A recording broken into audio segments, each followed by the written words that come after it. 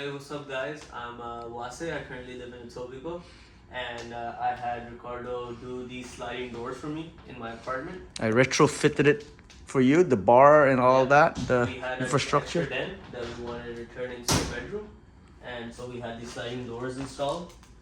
And if you come over here, this would be your first panel, and your second panel is just slightly behind that, and it opens up this way or that way.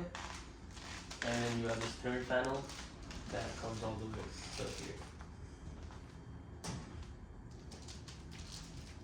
And Ricardo's rates were pretty good. It was very reasonable rates. And the finishing is good. The product is professional. It looks really nice. Goes with the flow of the apartment. It's really nice. And he did it in a really good, timely manner. And yeah, just makes it feel like it was already there in the apartment.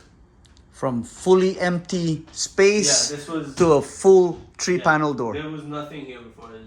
It just went into the den. All right. Thank you very much, Wasai.